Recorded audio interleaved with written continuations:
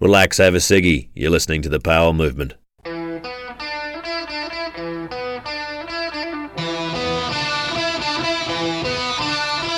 Welcome to the Powell Movement. I'm your host, Mike Powell, and this week it's back to snowboarding, activism, and a chat with a very polite French-Canadian. My guest is Marie-Francoise Roy. I don't know how you pronounce it, but we'll get the correct pronunciation from Marie.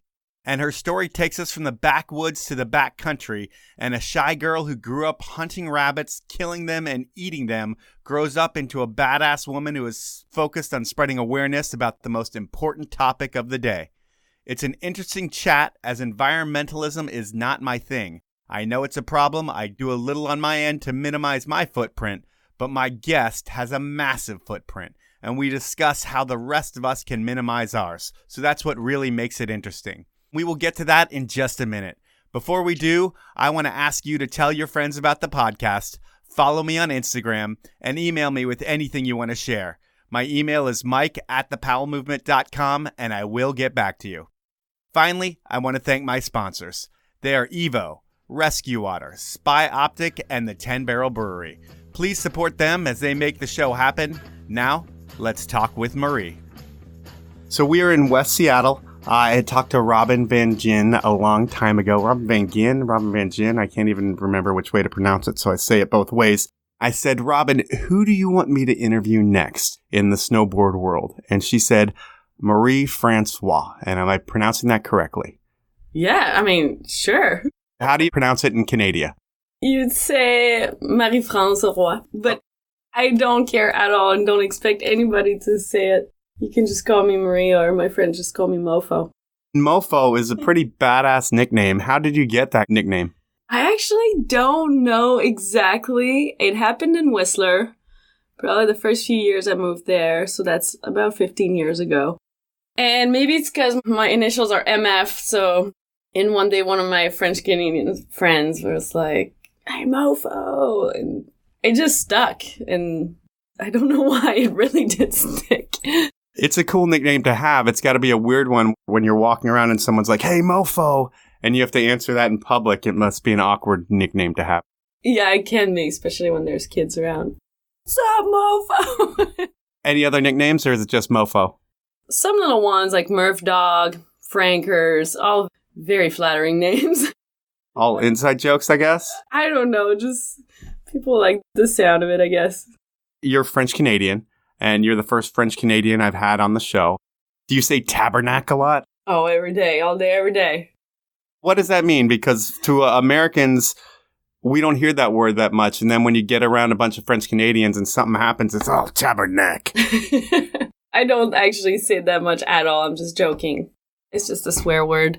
But it's the kind of word you don't want to say around your parents. It's definitely not a nice word. Like fuck? Yeah, I'd say the equivalent of that. Yeah. I don't think Montreal was your town. I've been to Montreal, though, and I'm sure you've been there as well. They have a big jazz festival. Have you ever been to Super 6 in Montreal? No, but everybody talks about it all the time. I grew up pretty far from Montreal, like 4 hours away.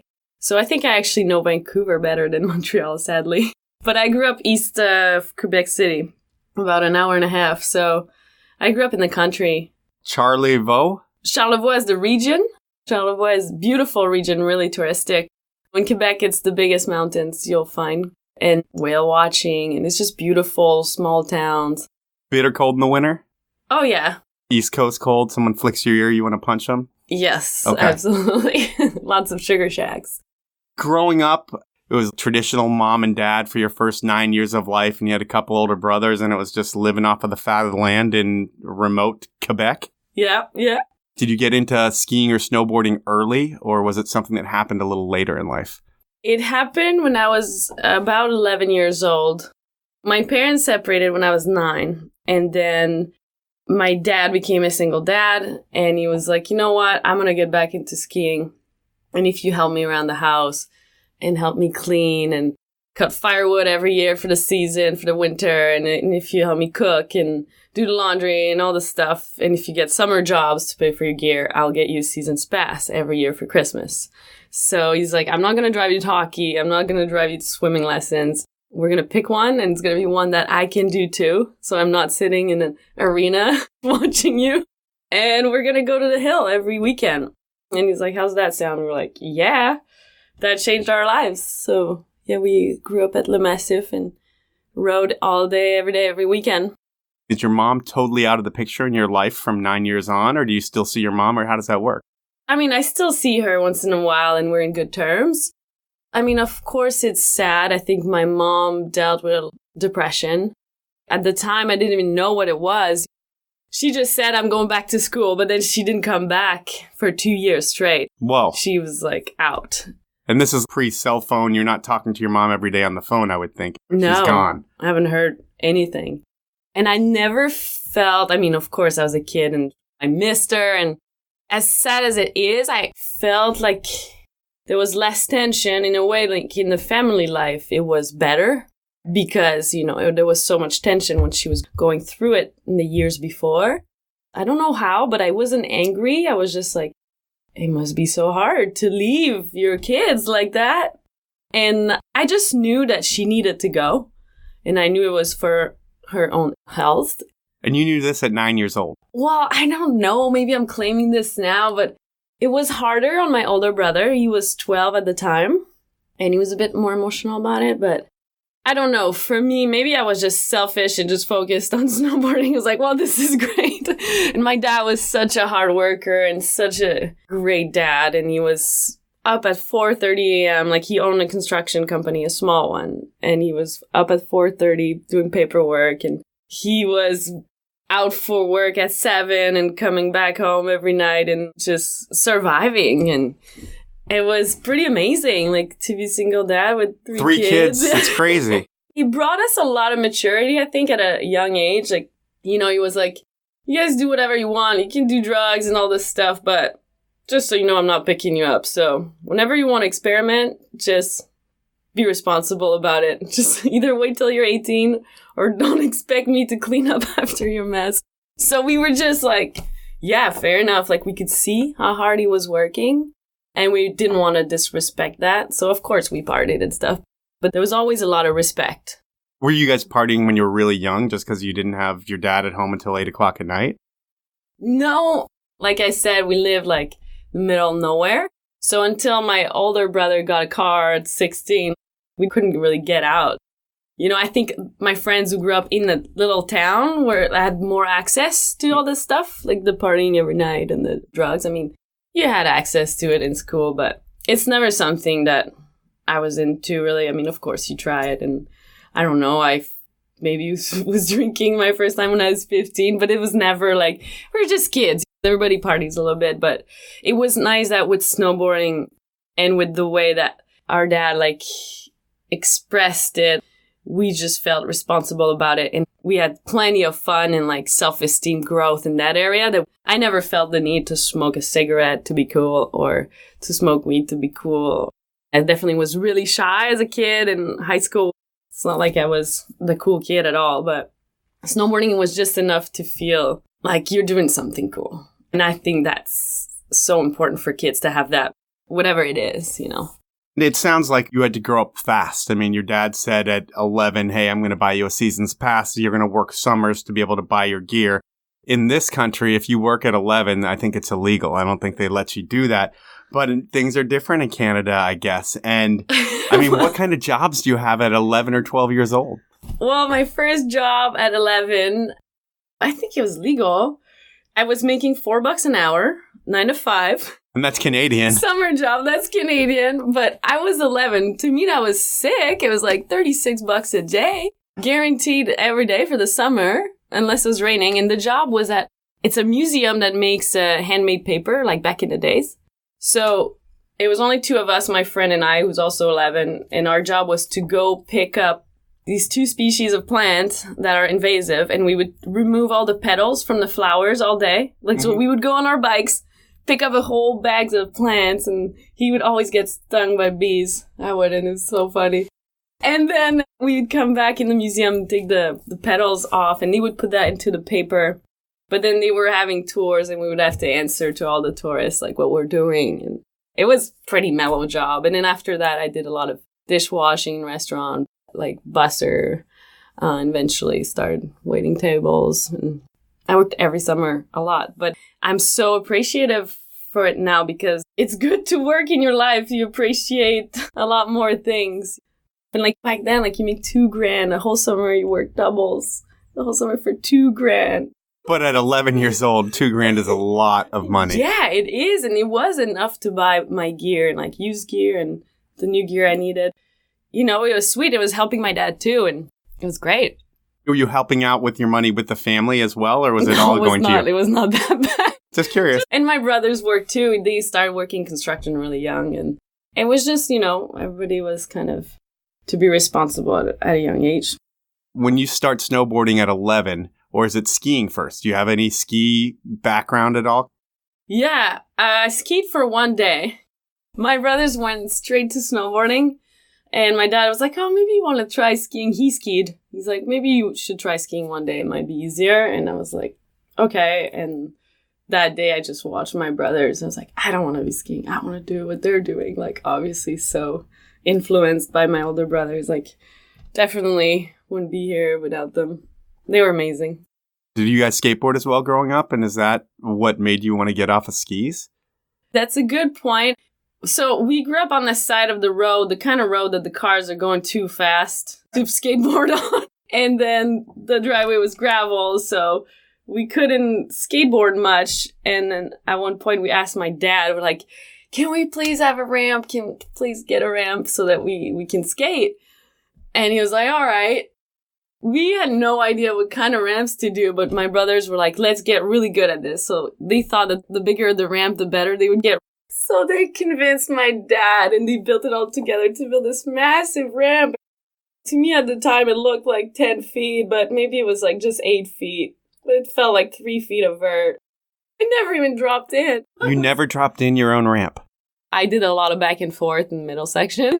It was too big. It was massive. My brothers even just dropped in a few times. Like, it was big and we didn't know. We didn't have basics. We didn't have a skate park access because we were far from town. It was hilarious, though. It was cool. It was really cool of my dad to do that. Did your brothers push you into doing stuff like skateboarding? I mean, were you just another brother to them, or were you a tomboy growing up? That's what we call it here in the U.S. Well, in Canada, too. Even in French. Yeah, definitely was. I was just trying to fit in. I was really shy, and my dad kind of forced them to take me with them on the resort, and they were not too stoked about that, I think, at first, especially their friends. You know, when you're 15 and you have to carry your 12-year-old sister around when you're with your guy friends, it's not cool at all. Not cool, no. So sometimes they would be harsh. I remember I was always just so quiet, not say a thing, and just follow them all day. And sometimes they would have like spitting contests on my board. Who could have the gnarliest one that just freeze on there? Stays there all day. Yeah, it was so funny. But I loved them so much. And I sucked. I just was so bad at snowboarding for so long. And their friends were like, you suck. But then I think when I hit 15 or 16, maybe something clicked. One day I was just like, you know what? I'm going to stop just being scared of everything. Just go for it. And then I don't know what happened that day. I just learned my first 720. The same day I did my first backflip. And from then on, it's so weird. It's like I had no fear. I just felt invincible. Well, it's weird to think that you sucked, and then one day you just decided to do a 720 and a backflip, you stomp them, and you're like, whoa, I'm really good at this. No, there was a progression, but I was always really scared when I was younger. They were so good. They could have both been pro snowboarders. Your brothers? Oh, yeah. They were doing 1080s off tiny freaking shitty bumps, like as jumps. But they never, I think they were really shy too, and they were really humble. And we did a few local events, and they would win, but they never wanted to take it too much further. Would they have gone further if someone came to them and said, hey, we want to start giving you boards? Because I think that might have happened to you where maybe you're not the person sending out a sponsor me video and trying to get sponsors, but you've been at the right place at the right time and the right person has seen you and then things have come together. Is that fair to say with your career? I was obsessed with snowboarding, of course. We used to watch Simple Pleasures on repeat, and I like looked up to Barry Christie and Tara Dakitas, but I never actually believed that I would ever be good enough I didn't even know that you could make money with snowboarding. I thought you just like get to travel the world for free to go to events kind of thing. And I just thought it was a super cool lifestyle and vibe, no rules, no parents, no coaches. I love that about it. Like super freedom and creative oriented. And I never thought I was good enough. And then one day at a local event, there was a good friend of mine now. His name's Olivier Charbonneau, and he had a little tiny mag from Montreal, and they came in to judge the local event, him and his crew. And he approached us afterwards, and he's like, you guys are so good. You need to come to Montreal and do bigger events, and I can hook you up with sponsors. And I was like, I don't know. And then, my brothers, they came up a few times, but I don't know. I don't know what it is. I think they were already working hard and already had the vision of maybe being a man working construction, that's what you do. Like, you got to make money and stuff. But that person, Olivier Bonneau, I call him, I wonder if he didn't make me, push me to come up to his house with his girlfriend. They hosted me, and I don't know if I would have pursued it as much. They definitely gave me the confidence to be like, oh, you should take this further. Before that, it sounds like you're shy, you're not confident, you've got your brother's friends. Are they bullying you? Not bad. I was in love with every one of them. I wasn't crying every night. I was just stoked to even be able to ride with them and follow them around. And a few times, I peed my pants on the resort because I didn't want to stop to tell them I needed to pee. I didn't want to have them wait around. I was like, gotta keep going. They were first year to last year, so hard. It's so funny. But it shaped me a lot. For sure. I don't pee my pants anymore. Well, that's not what everyone says, but whatever. So you get the invitation to go to Montreal. And how old are you? 15, 16 years old when this happens? I think I was 16 because by that time I had my first car. I bought this old brown 84 Jetta. I was able to drive to Montreal. I'd never even been. I had been there once when I was a kid. I was just like, okay, I'm about to drive to these strangers' house. And enter this event, and I showed up, and they were so nice. I couldn't sleep all night. I was so nervous. And I showed up at the event, and everybody's got the fresh gear, and everybody knows each other, and my gear was so out of whack. It was so ripped and so, You're the only one buying your own gear, most likely. Well, they were already, getting hooked up and stuff, but I felt so intimidated. I was like, what am I doing here? I just wanted to leave. But then it went pretty well. I think I won that day. Got a few offers of hey, we'll give you a board, and those usually fell through. But it was still nice to feel the support and people being stoked and start making some friends. Although I felt there was a bit of attitude that it's only normal, when you just show up and you don't know anybody. And they kept inviting me on more events and eventually went to bigger ones like US Open and stuff like that. Then I went to school. I went to school in ecology for 3 years, applied ecology. And then one of those summers, I spent the summer in Whistler. So I drove across the country to go live in my car for a summer in Whistler. And I only snowboarded one day because I worked every day, housekeeping. But that one day, was amazing. I got so sunburned. And we rode the public park on Blackcomb, on the glacier. And I was like, I need to come back here. I want to see it in the winter when it's POW everywhere. So I decided to go back and finish school. Well, you're getting way ahead of the game, and that's okay. But I'm going to take a break real quick to talk about my sponsors. And my first sponsor is Evo, and they've supported the podcast since day one. If you're a fan of the show, I hope you buy your skis, snowboard, bikes, outerwear, everything from Evo. They're the best retail experience in Denver, Seattle, Portland, and Whistler.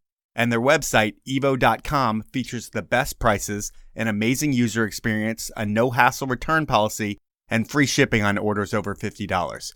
If you're in store, let them know you listen to the Powell Movement and you'll get an additional 10% off. My next sponsor is Rescue Water. They are Proactive Recovery and another longtime supporter of the show who makes a product I believe in. Drink one Rescue Water after working out or a big night and you will feel the difference in hydration. It's time to say goodbye to your traditional sports drink and try Rescue Water. You can pick some up at the store, on Amazon, or head on over to rescuewater.com. That's RESQ water.com. Enter the code RescueWaterTPM. That's all one word, and you will save 20% off a 12-pack or 24-pack case. those are my sponsors. Before we get into moving to Whistler and college and all that, you're competing a bunch, and that's, I think, what snowboarding is for a lot of people. And I would think for you, being a shy kid who's coming out and meeting all these people, when you do well right away, your self-esteem has to skyrocket. You must start believing in yourself like, hey, I am good at this. Because when you're doing it with your brothers, you probably don't think much about yourself and your ability until you go see what other people are doing that are your peers. And does that change you when you realize, hey, I'm just as good, if not better than a lot of these people? Yeah, I mean, that felt good. It was really rad also to meet other girls. Like, you know, like most events that I had done so far, there was only me or sometimes one other girl. And it was cool to see that, okay, I'm at the level, maybe a similar level as these people, but I didn't know any of the grabs names. Like people had all the lingo, and I didn't even know. I was just spinning front side, not grabbing.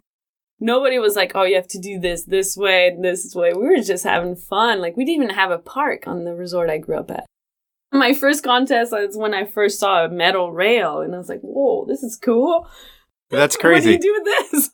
So we weren't like super in it with the cool scene and the lingo, but like I didn't have much consistency, and that followed me through my whole career. In contests? Yeah, I was like more like hucking myself, and it took a while, like from being around other riders to be like, oh, you should probably try to spin this way and learn what these tricks are. And like, there's a full strategy to a lot of these things. You can't do tendies. And I mean, not that I was doing tendies all the time, but you know, these rules, the cool rules of the book that I didn't have access to. It's so funny. But doing those contests gave me some confidence, and I enjoyed it. I enjoyed the meeting the people and the parties, and not that I was a partier, but you know, it's such a fun way to travel, and I was really stoked on the culture of snowboarding, seeing everybody's styles, and it was rad. It was a really cool time to be a part of. You said people promised to get you boards, and a lot of that fell through, but who's the first person to ever give you something free in the snowboard world? At first, you get given deals, you know, but I think the first free board I got was by the Rome rep, Nick Rochon, in Quebec, and he had just picked up Rome. Like, the first board I had was a sample. There wasn't even a graphic on it. It was like a 56, super stiff. But I was so hyped. I was like, that's a free board. Can't really be giving me a free board. You're getting ripped off. But and what really stuck with me the most, though, is once I moved to Whistler and I was working at the Keg Steakhouse. I was just a drink runner there. And one day, Derek Height showed up. He was the Oakley TM in Canada.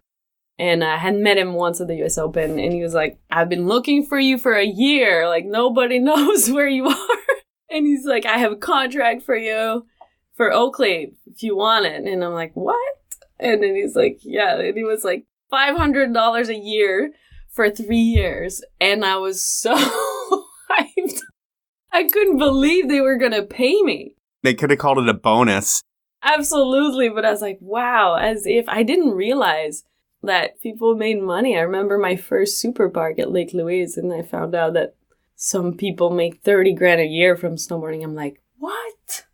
I thought that was like insane. So I was really out of it. But it's cool at the same time. I obviously wasn't doing it for money because I didn't know there wasn't any money. But yeah, definitely a lot of people helped me. So Nick's probably the first board I had and the most support I had from Quebec. And you were with Rome for a long time. For a long time. Like, so I was there from the start and for like over 10 years. So it was really cool to be a part of that whole history there. And I would say that history might not line up with you as a person if you look at the brand image and like punk rock, we don't give a fuck, Ryan Ruhnke. And then there's you, which now you're on Arbor. It seems like a better fit in terms of just your personal values. But back when you first get on Rome, are you fitting into that punk rock image? I mean, as a youth?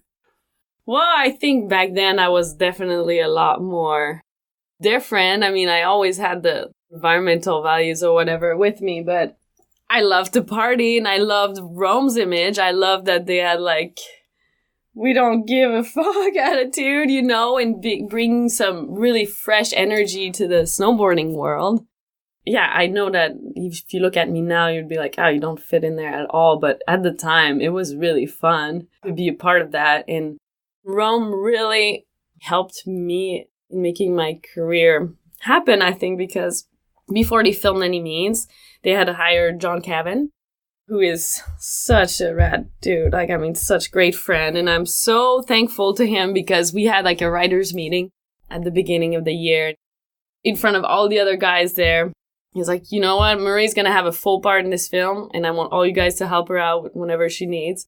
She's not going to have just like a couple extra shots in the dude film. And that was my first video part in Any Means. That changed everything. It was a good timing because I had so much energy and there was no expectation because I didn't have much other sponsors.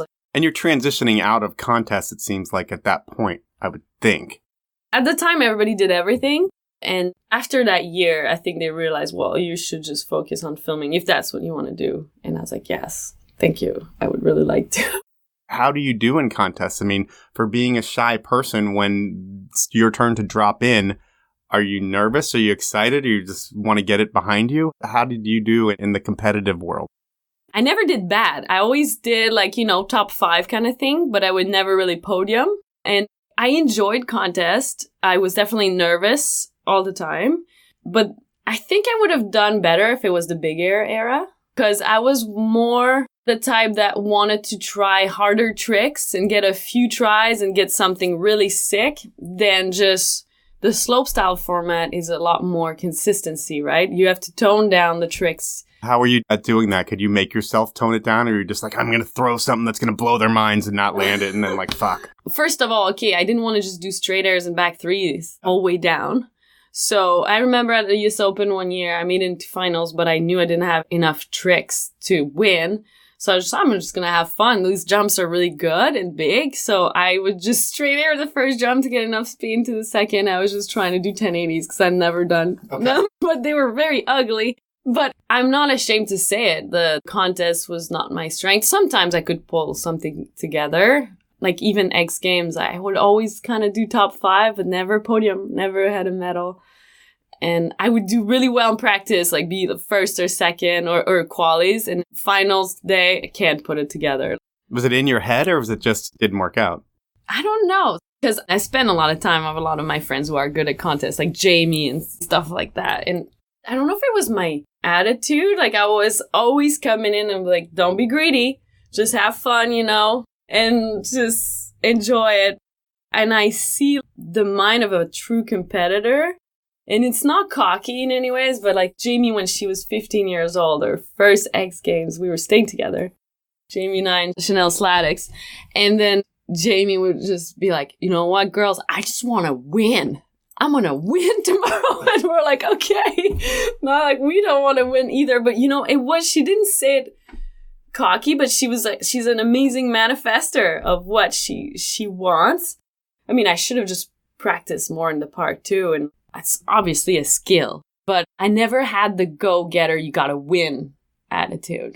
Some people have that. It's incredible. You go to college, you go for 3 years and study ecology, I believe. Then you move to Whistler for that summer. Do you live in your car? I lived in my car when I was 18, when I went there for the summer. When I moved back after 3 years of college, I was about 20. And then I had a place to live. Because you lived in the car with a boyfriend at some point. Yeah, that was when I was 18. And he was a psycho. He was so super jealous. I cried every day that summer. It was insane. What kind of car are you living in? My Jetta. So that's just got to absolutely suck, but it changes your life and is actually the best thing that ever happens to you, I think, other than the dude. Well, yeah, other than the dude, it was great. I worked at the Glacier Lodge, housekeeping. It took me a while to find a job because I didn't have a phone or an address. So how do you drop a resume, but they can't even get a hold of you? But it was rough. I left with $300. Costs a lot of that just to cross the country. I was just really poor. We were going to the food bank. We were doing our laundry in the rich people's hot tubs. So bad. I'm sorry. I always complain about French Canadians not having respect always, and I was totally one of them. But you were just trying to make the dream happen. I was trying to make it happen, and it was a good time. I started skateboarding a bit more, and I mean, I'm a really bad skateboarder, but I still enjoy it. And that made me want to come back. And I loved Whistler. Like, I remember my first day driving into Whistler. First time ever there. I see one guy in his tuxedo in leather shoes skating to work.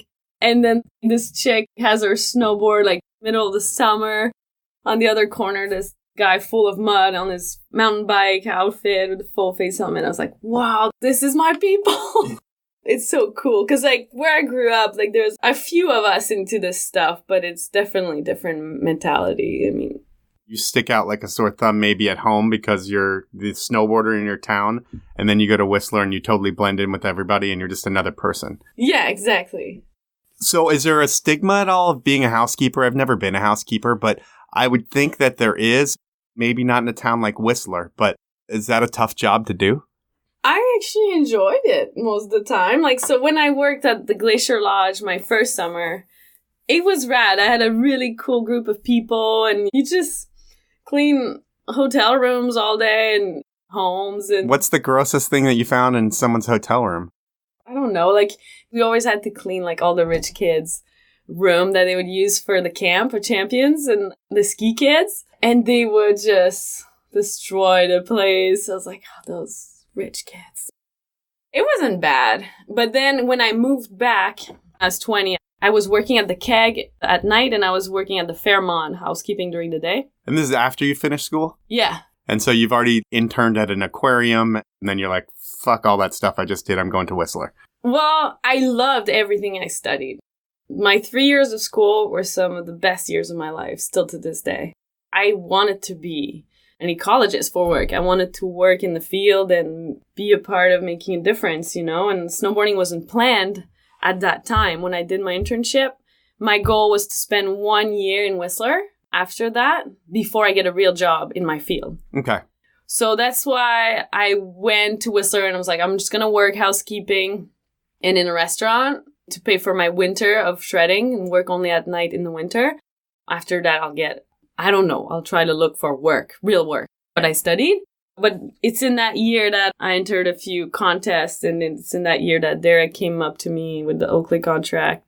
And then they sent me to Super Park, sent me to a bunch of trips. And within a year, obviously we reworked that contract after the year. That was nice of them. Yeah.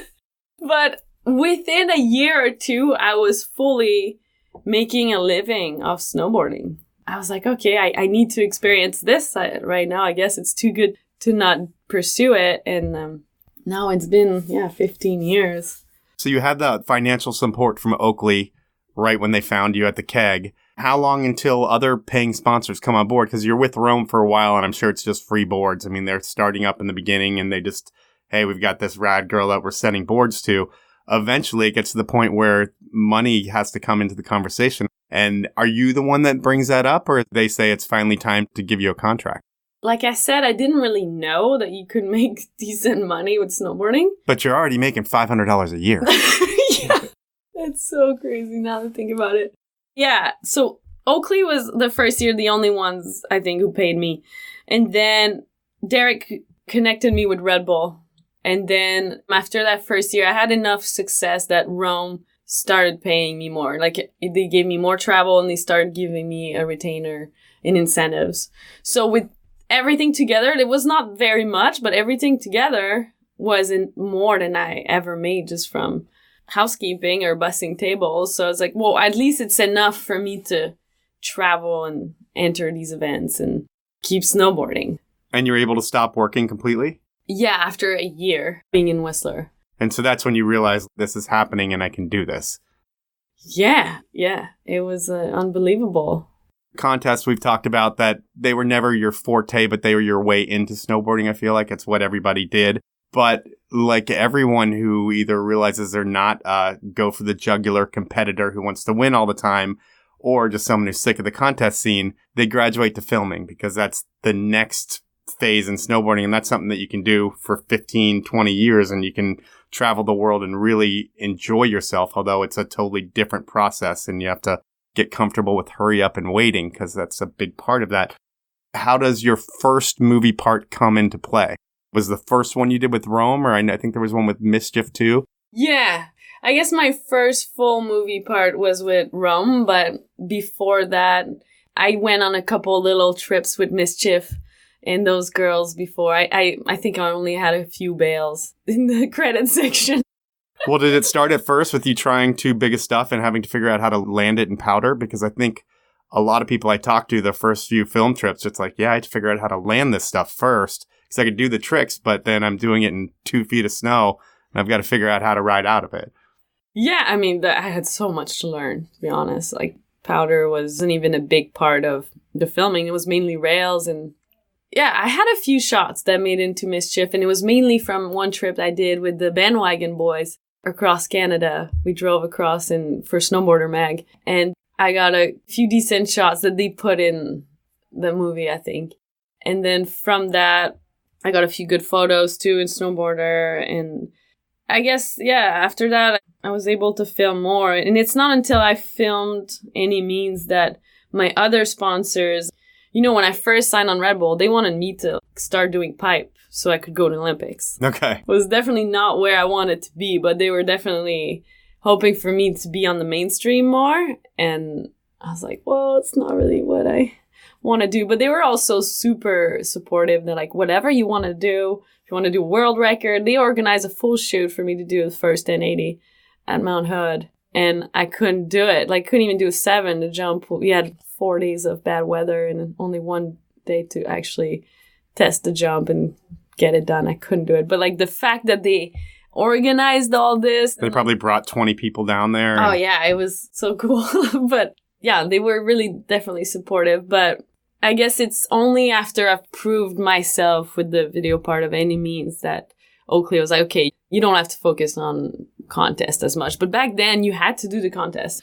It was kind of mandatory from the sponsors.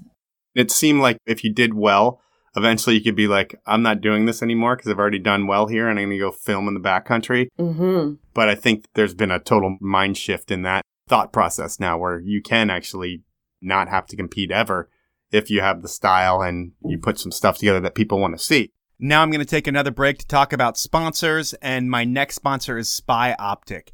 And I've worn a lot of goggles and sunglasses in my day. None have the fit and function of what Spy delivers. On the snow, I rock the Ace EC. It's a high-tech chromoplast lens that becomes 3 lenses at the push of a button. It is the best goggle ever made. Off the hill, I wear the Hate 2 sunglasses. And there's a ton of other frames that I like, but that is my favorite. There's a ton of choices for you, and while I can't offer you a discount on the Ace EC, which is arguably the best goggle ever built, I can offer you 20% off Spy's entire site. When you're at checkout at spyoptic.com, enter the code capital TPM, the number 20, all one word, and you'll get 20% off your entire order. My final sponsor is the 10 Barrel Brewery out of Bend, Oregon. They make beer and like to drink it outside, and the beer they make is awesome. And when they're not making or drinking their awesome beer outside, they're supporting some of the coolest projects and events in snow. The events start up on March 9th at Copper Mountain with the first of 3 Hella Big Air events. On March 23rd, there's the Goggle Tan Rail Jam at Ski Bowl. On March 30th, another Hella Big Air at Mount Bachelor. And the third and final Hella Big Air stop has been confirmed at Sierra at Tahoe on April 6th. So a lot of cool events. They also have Mike Bassich's Beer Cat, which is the first ever Snow Cat pub. So next time you're out buying beer, support the brand that supports you, the 10 Barrel Brewery. You can find out more about the events, their pubs, and the beer over at 10barrel.com. Those are my sponsors. Now let's get back into the podcast. When you first get into filming, and especially into the backcountry, things are a lot different than they are today. And I think snow safety was probably something that wasn't even thought about in the beginning, but I could be totally wrong. Was there any thought of snow safety when you're heading out in the backcountry when you were younger? Or was it just like, I hope this doesn't slide? There was. I mean, we were wearing beacons and shovels and probes and knew how to use them, but it depends on who you go with, right? And at the beginning, I didn't know much, and you kind of rely on others to take care of the safety aspect and making sure that we're being safe, but it's changed so much. I can't believe all the stuff that we've done. Were you digging pits back then or doing anything? Never. And now that's part of your life, I would think. I mean, I just did my operations level 1 this year, which I should have done that years ago. We should all do that early on when you go out there. That's smart, but when you're a kid and you're just getting into it, it's not something you think about that much. Well, it should be. Patagonia paid for that whole entire course for me to do. It's $2,000. And I think that's amazing that companies are like, you know what? We want you guys to get educated and we will pay for it. And cheers to Patagonia, because if every company did that from an early stage of people's careers, like it would be very valuable. And then to have your athletes out there, your ambassadors, talking about safety, that influences everybody else to be more aware. And there's so many situations that happen that we just got lucky, right? And most of the time, everything's fine until something happens. I haven't been in anything too crazy, fortunately, but I've definitely had like some scary occasions of other people getting into situations. And now I'm like a grandma out there. I'm always the one like that questions everything. And sometimes I can feel that people in my crew are like, okay, just chill. Like, we're totally cool. But I'm like, I don't want to risk it. Like, there's so many things that can happen. And I don't have anything to prove anymore. And especially a lot of times we're touring. And when you don't have the access to sled evacuation or a heli and you don't have phone reception and you know your way out, like, you know, you just toured 2 hours to get up here. Imagine taking someone down for 2 hours. It's definitely things to think about. And sometimes I feel like I'm over caring with that stuff, but I know it's good. I think it's good to be aware. And I still learn so much. I have so much to learn still. That's the thing. I barely know anything. And the more you learn, the more you realize, wow, all these years I was out there not knowing what I was doing at all. But to be fair, like a lot of times we were surrounded by people that really knew their stuff. Paul Watt, when I filmed for Absinthe, Paul Watt was the filmer, and he was so amazing. He just knew everything about safety. He would tell us, like, you know what, girls, I don't feel comfortable when I film with Annie. I don't feel comfortable with you girls hitting that. I think it's unsafe. And like, you never hear filmers or photographers say that. They're like, send it! Like, you know, usually they put the pressure on you to do whatever gets the shot. So working with people like that is so awesome. And I'm really thankful for the years I've had with Paul. Annie too, like, taught me a lot about safety and a bunch of stuff. So yeah, there's a lot to learn. And I think overall the community's becoming more aware and educating themselves more. One thing you brought up is Patagonia was the one that paid for your avalanche courses. And that's pretty awesome to have. But one thing that's interesting with action sports is that you're putting your life on the line for all these brands. You're doing it really for yourself and you really do enjoy what you love to do. But you really are putting your life on the line for these sponsors. And if you do get hurt, it's great that you have the avalanche safety in your head and they've paid for that. But insurance-wise, and you're Canadian, so I guess it's taken care of for you anyway. Like, you don't get any insurance from any of these brands when you're working for them in an athlete relationship, I don't believe. Being that you're Canadian, it's a little bit different, but say the American version of you, which I wouldn't say is better, it's just the same. But if there was an American version of you and you got hurt, that could end up costing you $50,000. Do athletes ever talk about that? Because getting courses paid for is amazing, but it doesn't help you if you have a broken leg. You know, that's a really good point. Like, that doesn't even cross my mind because you're always taken care of. I'm Canadian. Our healthcare system is far from perfect, but I know that if I get a serious injury out there, I don't need my dad to sell his house in order to take care of me. And that's insane to me.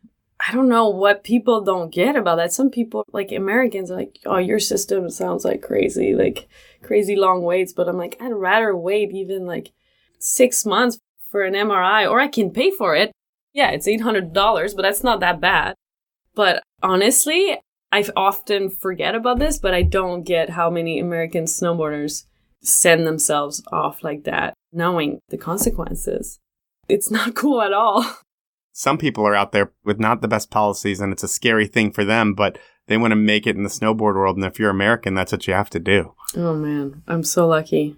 We are so lucky as Canadians. Well, I still think my country's better. Maybe not right at the current time, but I love Canada as well. It's not a competition. You guys are our favorite hat, is kind of how I look at it.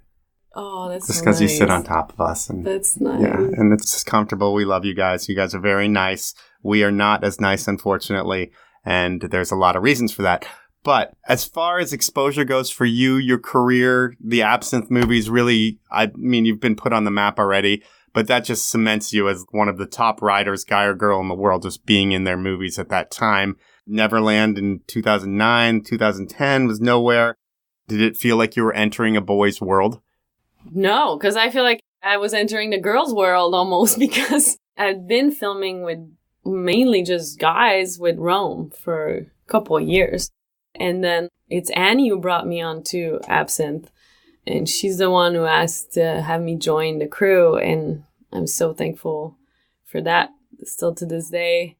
But it was the first time I was filming full time with another girl, which was cool. And sometimes we would go out with DCP and Romain, and they were awesome. They were such fun dudes to be around, and they're such amazing riders. Like, learned so much from them. And I was just learning how to snowmobile at that time too. It felt really cool. It felt really professional. The first year was really good, and then the second year, that's the year I started being burnt out, and that's the year I broke my neck. That wasn't as good of a part for sure. I wasn't super proud of that part, but it's okay. Everything happens for a reason, and that injury was a blessing. You ended up sending something too big. I think you even said it in your head, like, hey, I'm going to go huge on this thing. And what happened when you broke your neck? It was in March. It was late in the year. I barely had any shots. I was kind of feeling the pressure. I was like, oh, I got to get stuff done. It was a weird day. Everything we tried in the morning didn't work out. It was beautiful Bluebird Day in Whistler. Every crew was out. And then we went to this blowhole area in Brandywine, and it's a huge ice wall, and we were hoping to do a wall ride on it because it just looks beautiful and so cool. And the stuff was all windblown, and the wall ride wasn't going to work. So I was like, it'd be kind of cool to go from the top. It's a huge wall. It's like 100 feet high. And then I was like, yeah, it could be cool to go from the top and just air like a step down, but like just land on the ice and ride on. Bulletproof landing. Blue ice. Yeah, but like, you know, it's kind of a wall ride, but from the top. So I talked to my crew about it. It was Annie and Paul. And they're like, I don't know. It sounds kind of crazy. I don't know if it's a good idea. And I was like, you know what? I got to get shit done. I'm always questioning too much, maybe. So I'm just going to go up there. And I couldn't really have a look from the very top because it was kind of a cornice, the takeoff. So I didn't want to stand right on the cornice. So I kind of looked from the side, and it was kind of overhanging a bit. I was like, oh, it should be fine. And then he drops me off on the sled, the filmer, and then gets ready, and he yells at me. He's like, you're going to go really slow, right? And I'm like, yeah. And then in my head, I go like, actually, I always go too freaking small. I should just go for it for once, you know, like kind of beating myself up. So I go in, and I go pretty slow, but everything is POW on the top, and the last 5 feet looks like POW, but it was actually bulletproof ice. Couldn't tell. So then the last 5 feet really accelerated me, and then next thing you know, I'm in the air, and instantly I know that, okay, I'm so screwed here. I have to land on my feet because I'm going to break my back if I don't, and in the air, I'm like, I'm probably going to blow both my knees. So I just landed so hard, and like it whipped me backwards instantly, and I couldn't breathe for a bit.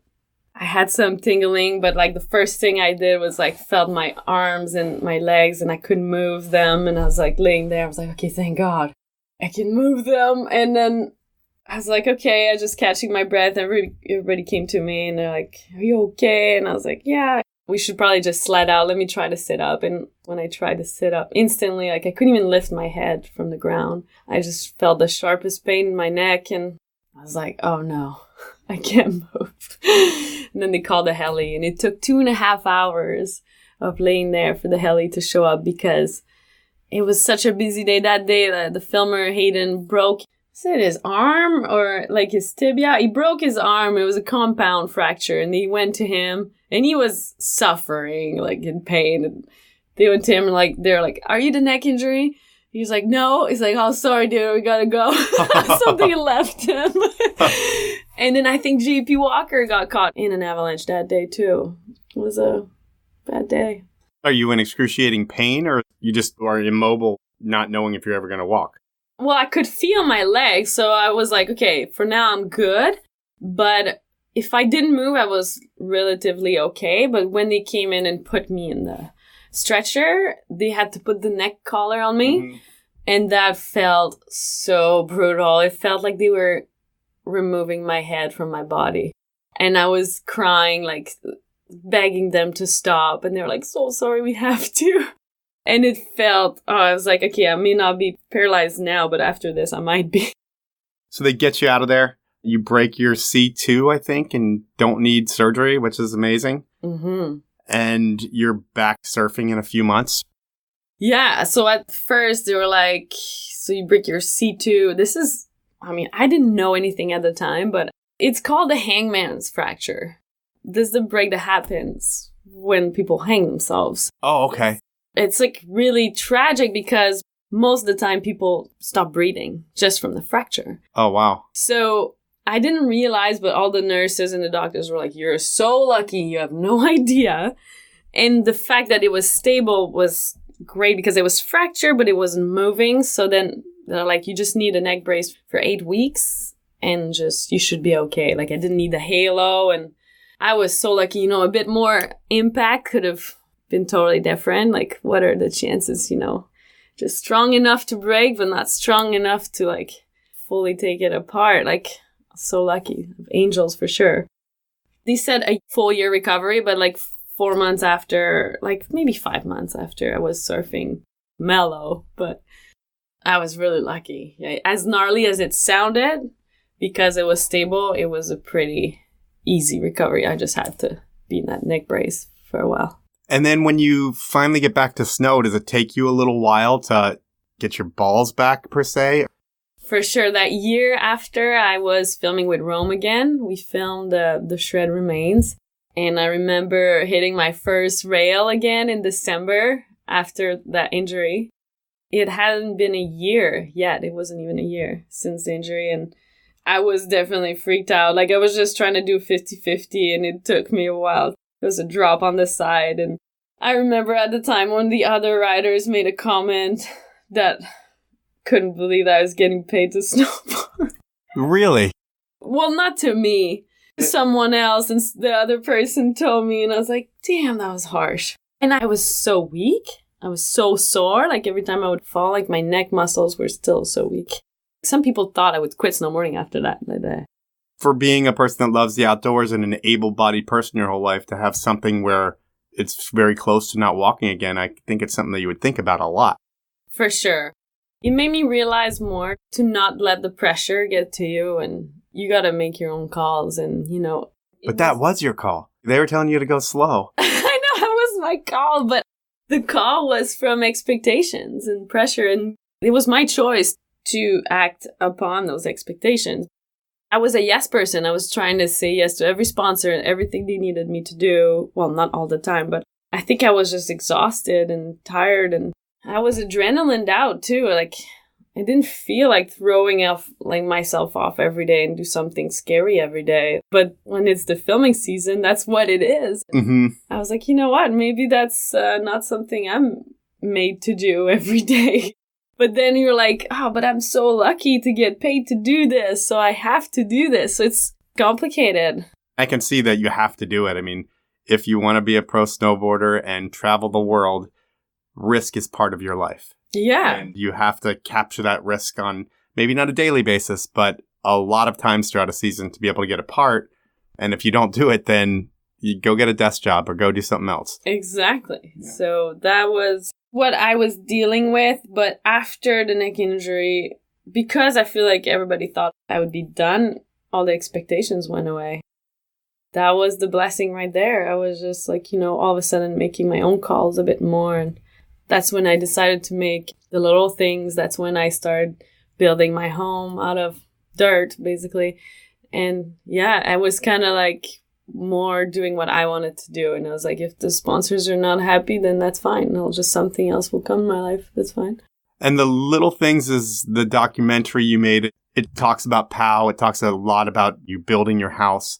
And I guess it's the first year that you really don't have to be gnarly, that you can tell a story and talk about some of the things you learned in college and don't have to be a crazy snowboarder to still get coverage.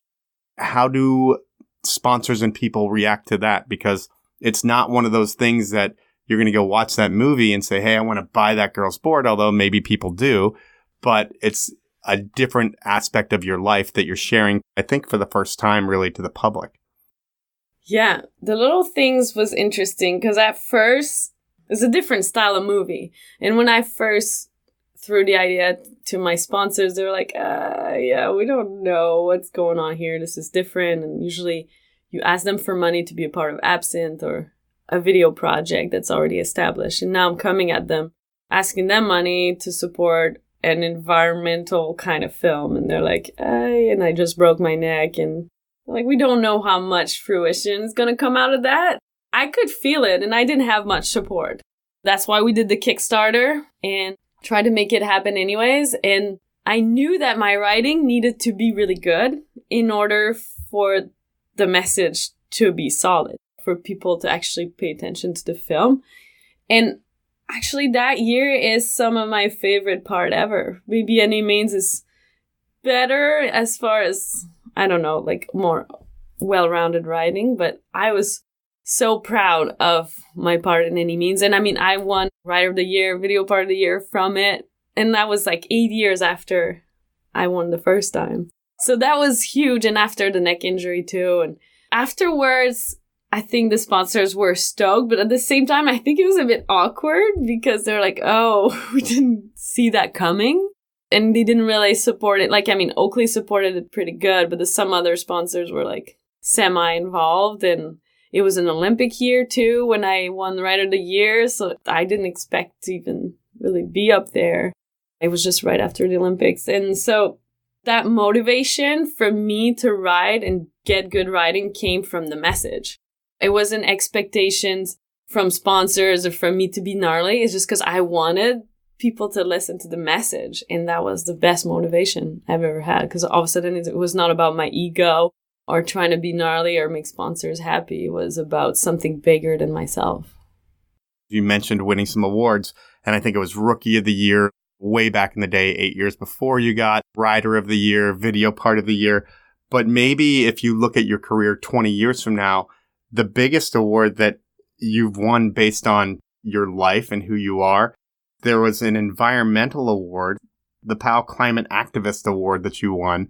And before you even thought about being a pro snowboarder, you were studying ecology and you wanted to make a difference. And then you went and created a huge, massive footprint. And then you're going to educate people on what they can do to minimize their massive footprint. And we will talk about this part in detail in a minute. But that award, do you look back at that as maybe one of the most important thing you've done in your career? For sure. And it's something I'm really grateful for. This award is really special to me because this is Gerhard who created this award. Gerhard worked with POW and he worked at Transworld, and that was his initiative to be like, you know what, guys, we need to include more environmental work and conversation into snowboarding. And he's like, we should have a Climate Activist Award. And that was the year after I made The Little Things. So they decided to give it to me. But I think some people in the industry deserve this award. I mean, like, look at Jeremy Jones. I guess he couldn't win it because he's the one who created the award. Yeah, what's he done? But yeah, that was a huge honor. And like, I'm so thankful for Gerhard for making this award. And now it's gone. They didn't keep it. That's crazy. Yeah, like, as a legacy of him. Keep the award. Why is it gone? So I think there should be a Gerhard Award. There definitely should be for like whoever's just an amazing person, whether it's environmental or not. Transworld, come on, get on it. It's a hot topic, no pun intended, in our world. Normally in this part of the interview, I would jump into something called Inappropriate Questions, and I would have someone ask you 3 inappropriate questions. But right now, everybody's traveling. There's snow everywhere, and it was really tough to get somebody on the line. And I think a lot of the questions I'm going to go into this part of the interview have to do with your activist mentality and what you do and how you live your life. This is the part I'm not looking forward to. Environmental stuff, whatever. I will talk about that. And I guess I should preface it with, I believe all the scientists. The climate is changing and we are ruining our planet. And if you asked me 10 years ago, I would have said the same thing. But you look today with the crazy weather patterns we have, and there's a lot of things that we visually can see, and the planet's heating up. And I know I kind of do my part. I recycle just because I don't have enough room in my trash can for all the stuff. So that's really what got me recycling. But now I recycle all the time. That's one thing I do. I don't travel that much anymore, so my carbon footprint is pretty low. I use a lot of single plastics, and I know that's really bad for the environment, but I don't drink that much water, so I am saving water because I don't think it tastes that good. But that's just me personally. But you are someone that has a voice, and you can make an impact with what you're doing, and people can easily look at you, because I go onto some of the POW Instagrams and just read some of the comments. And it's funny that there's a ton of hate for people that look at the POW athletes, and Protect Our Winners is, I guess, a lobbyist group that goes to DC and really lobbies for change and try to make a difference, because our country is the one that doesn't believe in climate change. Our leadership at the top doesn't. And your group is going to DC and lobbying for a lot of things to change. And while these voices need to be heard, a lot of people on the internet look and say, wow, that's 60 ambassadors getting on a plane, flying from all over the world, going to Washington, D.C. one time a year, and then they're having a summit here. And how do you deal with that being an activist? Because there's a lot of people that are just going to hate on you just based on your lifestyle. That's part of the reason why it took me so long to get involved and talk about it openly. Because I studied ecology and I wanted to work in that field. And then all of a sudden I became a pro snowboarder. I'm promoting products, consumption. I'm traveling all over the world. I had a snowmobile and a truck, use helicopters. My footprint is massive. And I felt the same. I felt like, you know what? It would be too hypocritical to speak up about this. To a point where when I broke my neck, I even thought about quitting snowboarding altogether and maybe refocusing on that. And I was like, okay, well, in order to speak up, I'm going to need to clean up the best I can. And what am I supposed to do? Live in the woods with solar panels in the cabin, take as little as possible? I thought about it so much, especially while building my house. And I was like, but who am I really going to influence then?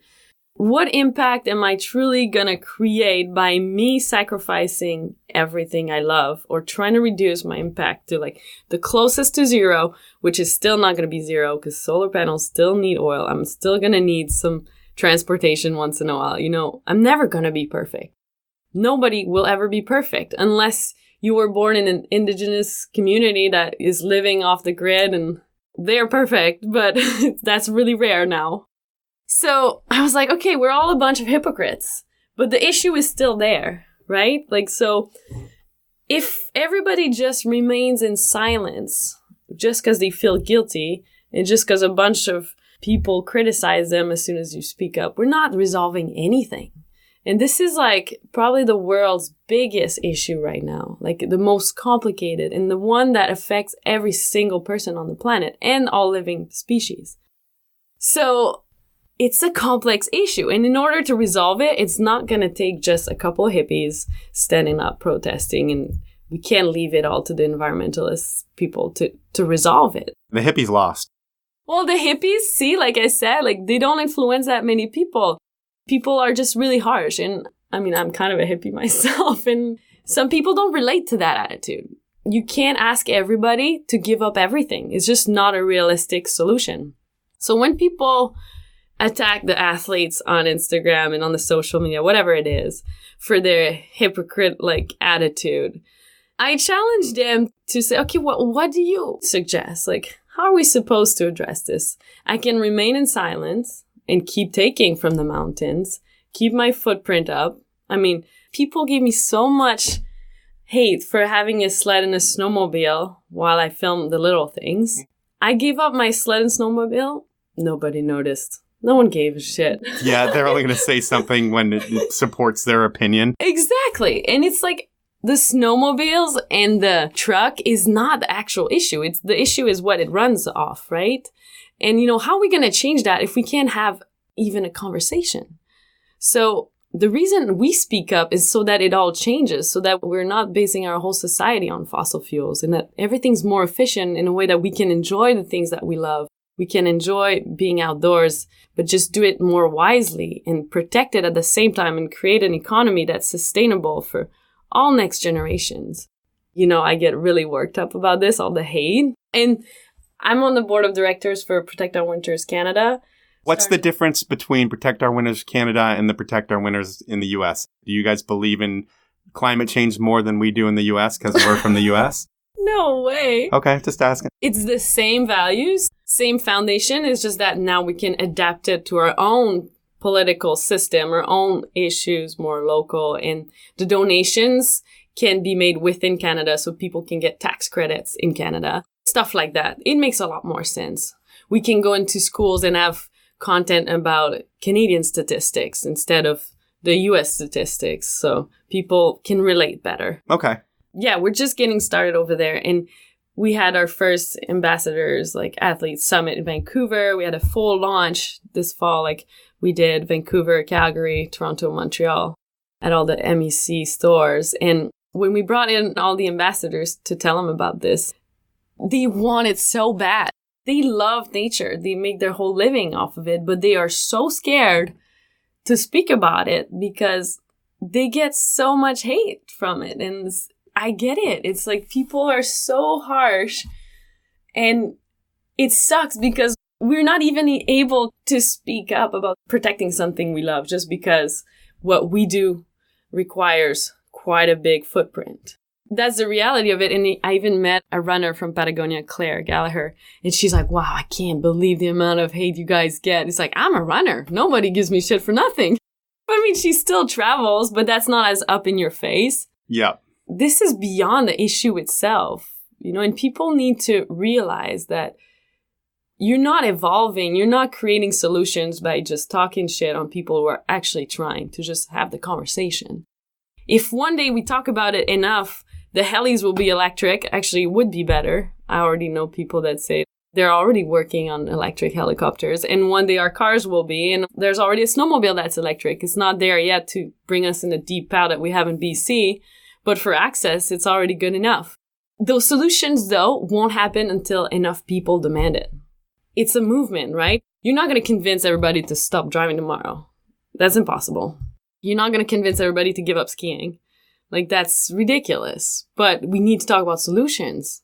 So, I don't know. That's just my point. I wish people saw the bigger picture and that we could have a big conversation with love and respect. And we're so intelligent, as if we're wasting time on these little, like, details and you can't even express that you love something because you have an impact on it. Like, you know, we're all responsible for this issue. What are they bringing that's better? Well, speaking of us all being intelligent, what do you think about hearing from someone like our U.S. president who is saying that it's really cold out there and if you see all the snow all over the country, we need to bring back global warming because it's too cold right now? I know there's difference between weather and climate, but do you find yourself having to educate people on the difference between those as well, first and foremost? Absolutely. I mean, education is the main part about it. But then, once again, it's like if you can't even speak up about it, and for all the hate comments, you know, when kids, let's say, they watch the athletes post about Protect Our Winters, and they will notice that, oh, there's some people giving them heat. They remember this. And that tells people, oh, I don't want to get involved. This is controversial. And it just creates this whole circle of, oh, can't talk about it. Like, you know, I drive a truck. I should not. I'm going to be blamed for that. So it's really counterproductive. And yeah, so the education is still really important. And that's a basic program at Protect Our Winters, going into school and talking about climate change and the science behind it. And like, I mean, obviously, there's a big difference between climate and weather. Climate is the average weather at one place. So, like, you know, the fact that it's cold here right now doesn't mean that the global warming is a hoax. It's just probably means that somewhere else is ridiculously hot right now and dry. And it's not hard to go online and get educated, find research, see what's happening. It's everywhere. I didn't even need to see any fact. Like, as a kid, I could see, I always say that I could see pollution before I even knew the word. I could tell just from playing my own backyard that the effect of humans on the habitat. It's so obvious to me. It's like if you spend time outdoors and in nature, you notice those interactions and you can't deny pollution. You can't deny like deforestation, diversity loss. Like, these are all super important issues too. So to me, it's pretty simple. But yeah, there's still a whole lot of education to be had. And sometimes I get frustrated because my whole life I'm like, really? People still don't believe? I don't want more education. I want more action. But education is still... People still believe the earth is flat and that vaccines are really bad for your kids. Yeah, that's a big other subject. Yeah. Did you happen to read what the head of the International Ski Federation, he went on record yesterday, pretty much he called it so-called climate change, and that he said he liked working with dictators because dictators never put any climate restrictions on any of their events or anything like that. Did you happen to read that? No, I didn't. This came out yesterday. A fun read for you. Yeah. It gets your blood boiling. A lot of this stuff I'm saying not as a hater, but there are haters out there that I read on the internet, and it's interesting because they are very passionate, just like you're very passionate. The strongest haters that I found on Protect Our Winters are the vegans. They seem to think that, and I don't know if this is true, that if everybody were vegan, everything would be better. But the way that they attack people, calling people murderers and animal abusers, and are you a vegan? I'm not a vegan, and I see that is a very passionate movement, and I think it's an amazing movement. And if it's a sacrifice that you can make, and of course, it's a great way to reduce your impact. I'm all for it. I don't think it's the only solution. We have to be careful, like the solution is going to be different for everyone. And I think as much as the meat industry nowadays is disgusting and definitely a major source of CO2 and footprint as a whole, I think that the issue is not really eating meat itself. It's the same as energy. It's the way we produce it, the way we source it, transport, and everything.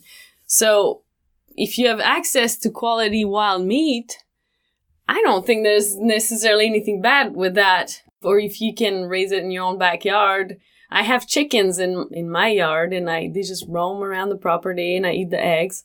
But at the same time, I don't think you can impose this kind of idea on anyone like this firmly. Like, I eat meat, but like way, way less than I used to. I grew up eating so much meat. I mean, I'm from Quebec, meat and cheese, everything. But I think that really thinking about where your food comes from and the way it's sourced, whether it's meat or not, really. Like, there's a lot of vegan food that can be still very harmful for the environment. So I think that's important to understand that. And if you want to share about your own initiatives, I think that's great. And I admired a lot of people who have taken that choice. But I just think that we need to be careful, and it's not one solution for everybody. I just brought them up because they are just so in your face. They're like people ramming boats. On all the comments I saw, they had a lot of not nice things to say to people.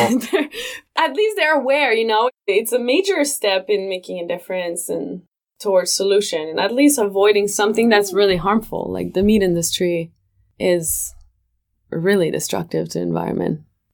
Speaking of what POW actually does, what do you actually do? I mean, I know there's a lot of education. I know there's trips to DC, but on the micro level, like, what are you doing that actually helps people make a difference?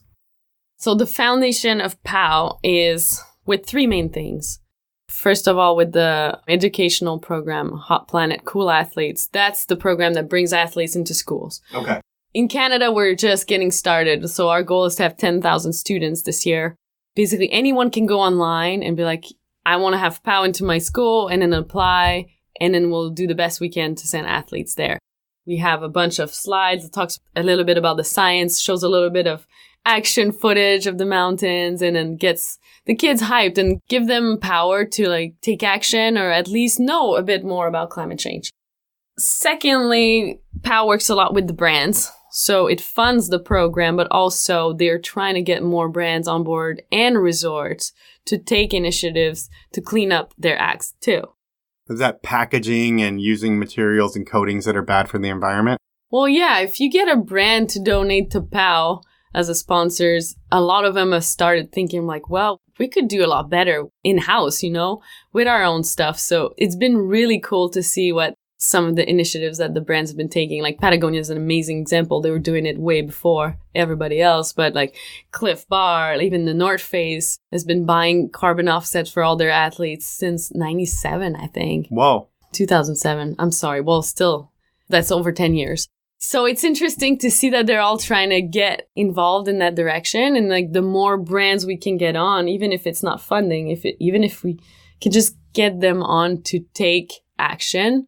Because once you make a change at a company level, it affects exponentially, further into diminishing impact. So that's really exciting. And then thirdly, like the policy is huge. In Canada, we are still just getting established, but eventually we want to do something similar as in the US and affect climate policy in Canada. Cool. What can a person like myself who believes climate change is something that's happening, what can I do to make a difference that's really not going to impact my life that much? That's the number one question. We get it. Every Protect Our Winters show we've had and every radical screening we had. And the answer is different for everybody. I challenge everyone to just find something within your power that fits your lifestyle where it doesn't feel like too much like a sacrifice. But I know for a fact that you can do something. Some people, it's money. Some people have tons of money and they just like give it to so many efficient groups that are doing so much good work. So that's great. Some people don't have money. So maybe you have a bit of extra time. If you want to volunteer for POW, there's lots of opportunities. Some people are just sharing on your platform, even if you don't have much of a platform, even if it's just in your own family or your own community. If you do it in a respectful way, non-like confrontational way, I think it can be very powerful. And also with your actions, right? Like you say you recycle and your kid sees you recycle and instantly it just becomes something natural. Like it's ingrained in them. So those are all very simple things, but there's educating yourself. So where can I find all this information? I mean, there's a ton of organizations like working towards the same goal. You can just Google it. And once you're educated, then the ideas of how you can get involved come naturally. And sometimes it's just sharing the message. And sometimes you can even create an event. Like that's kind of what I did. Like I wasn't sure how I could make a difference. But like the movie was one of the things I've done. Building my own home with natural materials was something else that I was really excited about. And I feel really proud to live in a simply built home. And then 2 years ago, I started the West Coast Triple Plank. So I was like, how can I bring awareness to the wild salmon restoration needs that I see where I live on Vancouver Island in a fun way that people don't feel like, oh, it's boring or it's sad, doom and gloom. So that's why I decided with a friend of mine, Alicia Gilmore, to create the Triple Plank, which is a snow skate surf contest. So it's super fun. And all the money goes to Central West Coast Forest Society, which is a local salmon restoration group. And we just basically spend 2.5 days surfing, skateboarding, snowboarding. And we even plant trees and go work on habitat restoration, plant ferns. And they show us all the little like efforts that they've done. And after that, we just have a silent auction, a big party, and we raised $10,000 over the last 2 years. And it's pretty grassroots event, a bunch of just snowboard, surf, and skate bums. And it's cool. And a lot of them didn't even know about that, but now they know. And it's not aggressive way to do it, and they feel good about themselves.